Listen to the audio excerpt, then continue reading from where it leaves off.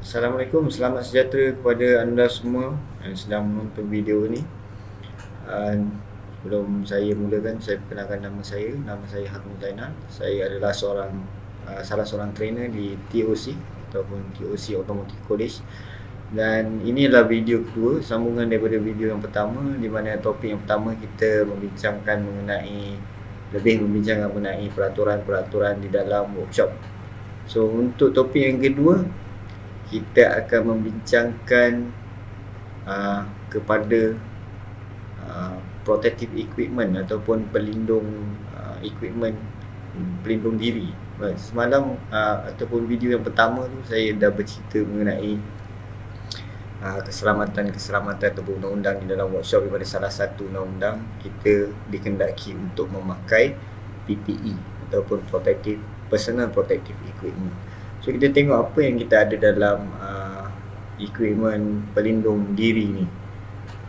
Okay, so ini adalah objektif untuk pembelajaran untuk yang topik kedua, di mana pada akhir pembelajaran kita akan memahami lah kepentingan ataupun tujuan PPE ni digunakan, dan juga kita akan melihat kepada requirement bila kita perlu pakai PPE tu. Sebab tak semua PPE tu kita perlu pakai sentiasa. Ada setengah PPE tu kita hanya gunakan ataupun kita pakai dia pada waktu-waktu tertentu sahaja. Dan ada setengah-setengah PPE tu kita kena pakai dia setiap waktu apabila kita memasuki kawasan bengkel. Kita ada banyak sebenarnya video daripada YouTube yang kita boleh tengok. Salah satunya daripada Autotech Flat Rate Master, di mana dia juga menceritakan ataupun beritahu pada kita mengenai personal protective equipment yang ada. Ini anda semua boleh lihat lah, kalau nak tengok pun boleh tengok dalam YouTube. So ini adalah salah satu daripada video dia. Right, so kita tengok PPE yang pertama. Ini adalah mengenai pakaian ataupun pakaian sesuai lah untuk berada di dalam workshop ataupun kita cakap dalam bengkel kereta. Overall suit. Tapi kita di TOC tak adalah pakaian kita sampai nak pakai macam overall suit. Tapi overall suit ni memang satu pakaian yang sangat sesuai. Sebenarnya dia memang kita recommend untuk gunakan apabila bekerja di dalam workshop ataupun di dalam bengkel. Biasanya overall ni dia mempunyai kain yang sangat tebal, di mana kain ataupun material tu dia boleh sebenarnya lindung kulit kita daripada cala dan sebagainya, ataupun daripada substan ataupun bahan-bahan yang berbahaya daripada terkena kulit. Dan dia agak panas sebenarnya. Saya pernah pakai, dia memang saya boleh cakap dia panas lah. Kalau tempat workshop tu tak ada ventilation ataupun ventilasi yang okey, memang kita akan rasa sangat panas. Tapi sebenarnya untuk protection, panas tu tak ada apa lah sebenarnya. Kita tahanlah sekejap panas tu, berbanding kita akan dapat kecederaan. Okay, so sangat sesuai untuk dipakai. Tapi kalau tak ada, tak perlu pakai yang biasa pun dah okey. Kita pakai t-shirt biasa pun okey, tak ada masalah. Asalkan dia boleh melindung kulit kita, itu sahajalah. Jangan tak pakai baju langsung lah, itu memang tak boleh. Okey, PPE yang kedua kita ada personal ataupun protective headphone. Ini sebenarnya bukan sentiasa lah kita gunakan. So kita hanya gunakan headphone ni ataupun pelindung pendengaran ni apabila kita menggunakan peralatan mesin yang berbunyi bising.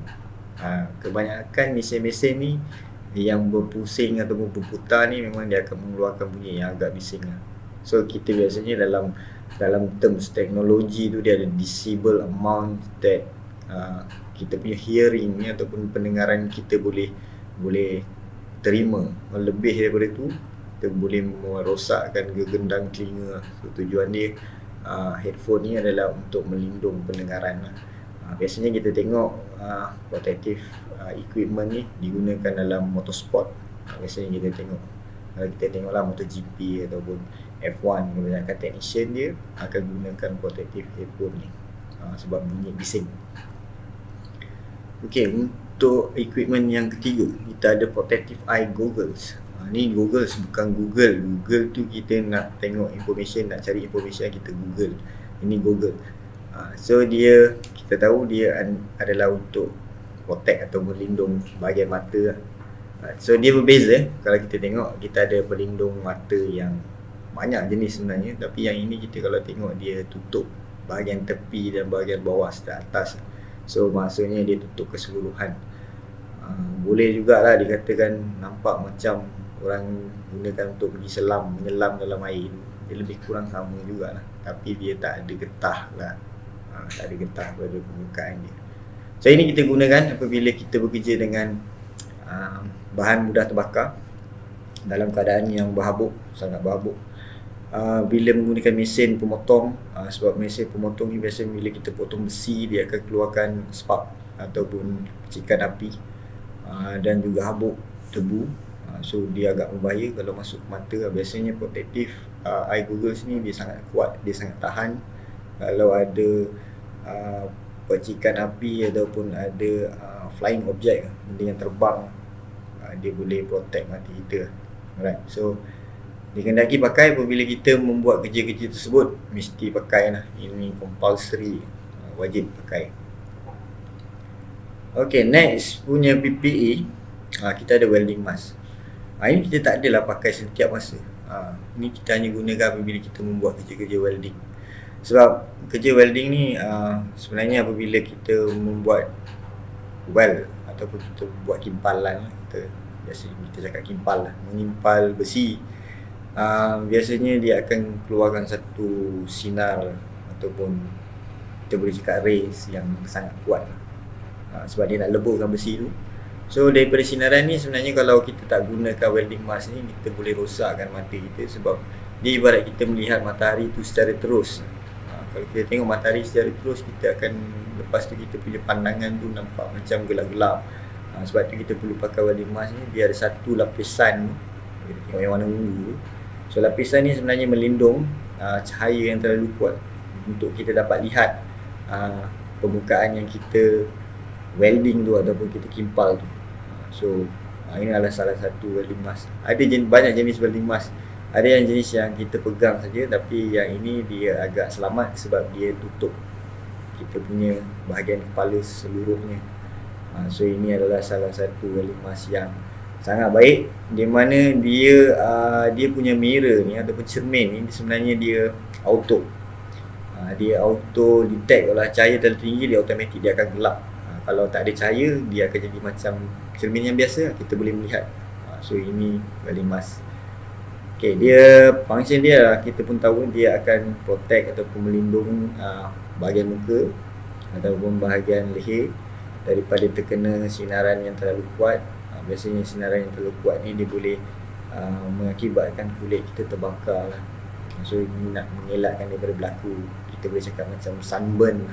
So kita gunakan welding mask. Bukan sentiasa kita pakai, hanya guna bila kita buat kerja-kerja kimpalan sahaja. Ada orang cakap bukan workshop kereta ni yang kita repair enjin saja. Tak ada. Ada setengah time ataupun setengah masanya kita perlu juga buat kerja-kerja welding. Itulah dalam workshop otomotif ni banyak kerja sebenarnya yang kita buat.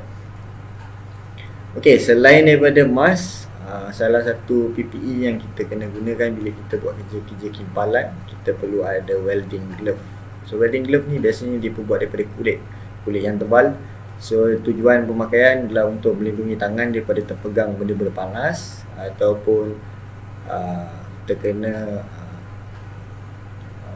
permukaan-permukaan yang tajam dan juga electric shock. Sebab biasanya kita gunakan kimpalan ni, kita menggunakan arus elektrik yang tinggi. So kalau kita takut mungkin ada kebocoran arus elektrik, so penggunaan welding glove ni dapat melindungi kita daripada terkena kejutan elektrik. Dan dia juga akan membuatkan kita punya, bila kita memegang bahan kerja tu, dia akan provide extra grip bagi kita pakai. Maksudnya kita boleh pegang benda tu dengan elok, dengan kejap lah, macam tu. Alright. Dan dia juga akan protect lah daripada sinaran ultraviolet ray yang tadi saya cakap, sinaran ultraviolet yang kuat tu. daripada menyebabkan permukaan kulit tangan terbakar. Okey, ini adalah PPE ataupun personal protective equipment yang wajib dipakai. Safety shoes. Ini semua orang pun tahu saya rasa. Kasut, jenis kasut, sejenis kasut, tapi perbezaan dia dengan kasut yang biasa, dia ada besi di permukaan dalam dia untuk bahagian depan dan juga di bahagian bawah tapak kasut. Tujuan dia untuk protect kita punya ujung jari kaki dan juga di bawah tapak kaki daripada terkena paku ke. Ujung jari tu contohnya protect kita daripada benda-benda yang mungkin terjatuh ataupun benda-benda yang menghimpap kaki lah. Ada juga orang tanya, contoh saya di TOC, saya ada banyak student bertanya, "Sir, tak guna juga kita pakai safety shoes ni, kalau barang tu jatuh kena kat kaki boleh patah." Ya betul, tapi kalau biasanya kecederaan patah ni dia tak seteruk kehilangan jari. Kalau biasanya kalau kaki tu kehilangan jari, secara automatiknya alignment kita pun lari juga. So kita perlu pakai safety shoes. Jangan tanya saya kenapa safety shoes tu satu. Biasalah kita kalau pergi kedai kasut, dia memang ada satu saja. Bila kita beli baru dapat dua. Kalau nak dapat dua kena belilah. Okey, yang seterusnya hand glove. Hand glove ni pun tak setiap masa kita gunakan. Sebab hand glove untuk otomotif ni dia ada special hand glove yang kita recommend untuk pakai. Dia ada satu yang kita panggil dia sebagai mechanic glove. So mechanic glove ni dia bukan dibuat daripada kain.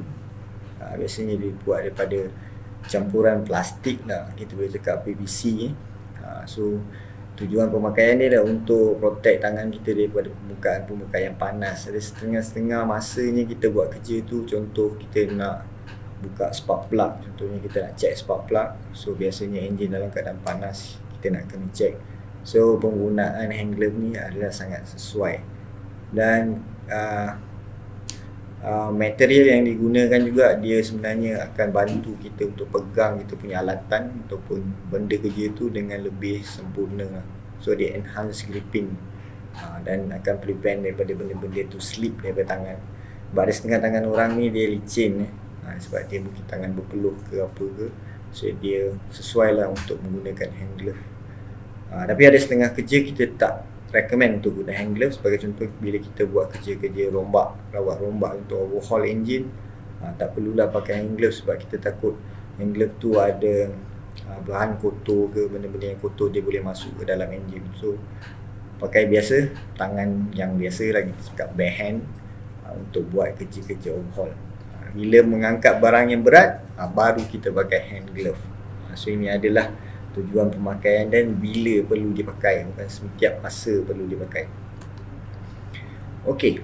Ni kita masuk balik pada kerja-kerja welding. Selain daripada hand glove, selain daripada welding mask, so kita juga perlu pakai apron. Bukan memasak je pakai apron, buat kerja pun perlu pakai apron. Kat TOC kita di student memang semua pakai apron. Kita ada apron lah untuk student TOC. So mesti digunakan bila membuat kerja-kerja grinding, motong besi, buat welding, atau gunakan cutting torch. Cutting torch ni pun sama lah, lebih kurang macam welding tapi dia gunakan oksigen dan acetylene. So dia gunakan gas, api yang menggunakan gas. Kita tahulah biasanya ni protect kita punya badan lah daripada terkena percikan-percikan api atau benda-benda yang panas di bahagian tubuh badan kita. Next kita ada respirator. Yang ini sebenarnya adalah untuk pernafasan lah. So biasanya kita pakai respirator jenis ni kita buat kerja-kerja macam kita spray painting. Untuk otomotif kita ada bahagian untuk spray painting. So ini adalah respirator yang kita gunakan. So respirator ni kalau kita tengok, dia ada satu bahagian di mana ada satu tempat ni, dalam dia ada filter sebenarnya. So dia akan filter lah, maksudnya dia akan tapis udara-udara yang bercampur dengan bahan-bahan lain sebelum kita sedut lah masuk dalam paru-paru. Bukan macam mask ni pun mask juga sebenarnya, respirator juga. Tapi ni kita pakai sebab COVID-19 tu boleh juga kita pakai, tapi tak sesuai lah kalau kata kita gunakan ni untuk kita buat kerja-kerja spray painting. boleh pakai, tapi tak 100% dia akan filter benda-benda asing yang bercampur dalam udara. So tak digalakkan pakai ni kalau kita buat kerja-kerja welding. Kita gunakan respirator yang jenis macam ni. Okey, itu contoh je lah. Okey, itu saja untuk hari ni ataupun untuk video kali ni. Tak banyak, sebenarnya dia ada banyak lagi sebenarnya PPE yang kita gunakan. So yang ini adalah sebahagian dan yang kita boleh cakap yang penting untuk kita tahu, dan mungkin kita pun tak pernah tahu yang dia ada wujudnya PPE ni. Sebenarnya untuk setiap kerja yang dilakukan, tak kira apa-apa sektor, dia ada dia punya PPE sendiri. Okay, so saya pun tak nak cakap ataupun terlalu lama sangat. Okay, so saya pun takut yang menonton ni pun akan menjadi bosan nanti. Okay, so tak apa, saya rasa macam biasa, sekiranya ada apa-apa soalan nak ditanya, boleh tanya saya dekat TOC FB Group ataupun website TOC, ataupun boleh masuk pada kita punya email lah. Right, so nanti saya akan menjawab lah segala-segala persoalan. Dan saya rasa untuk topik yang pertama sebelum ni dan topik ni, saya rasa mungkin tak berapa banyak sangat soalan. Tapi sekiranya masih ada apa-apa soalan, soalan dibuka lah untuk ditanya. Dan juga komen lah daripada anda-anda yang menonton ni. Okay, so terima kasih kerana sudi meluangkan masa menonton video ni. Kita jumpa lagi dalam video yang akan datang. Sekian, terima kasih. Assalamualaikum dan salam sejahtera.